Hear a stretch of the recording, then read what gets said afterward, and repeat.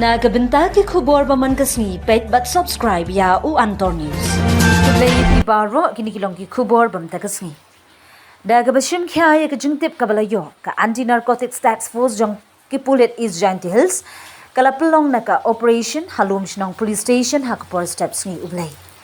Hagani ka jungkmi bnya ki Pulit kilayo ban kem ya ngut ki brio ki bedi ki khot ka kinhun khaii be-aiñ but yo kurup ru shipho point life san kilo Ukanja arhajar news pak life rutli ki tramadol hydrochloride capsule 2000 tli ki nitrazepam tablets but artli ki mobile phones kibriyo ki blashakam ki kenthop yo amalnat south arsnem karta na silchar assam but uradika rajandas na dholai tripura kidang yat chapo ka night bus kabawan na silchar shishilong habala penyat naka hagapor saubaji menmet La register case hapok NDPS Act bat ka jing tokit kadang yad ban lab ye ki ba donkti bat ki bala ban yo jing mentoi na kani ka kinhun khaii dawai be-aiñ.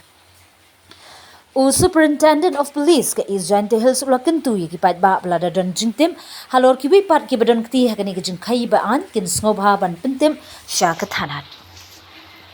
Hello Meghalaya turns 1 year ago, a small idea sparked a dream which materialized in the form of a screen, an OTT platform to tell stories from the heart of Meghalaya to the world. With over 3.8 lakh downloads and over 1.1 crore views. From indie creators to first-time filmmakers, Hello Meghalaya gave voices a home, a stage and a spotlight. And you, the viewers, made it all possible. 1 year down, 1,000 stories to go. Here's to more laughter, more culture, more Meghalaya. We love Hello Meghalaya.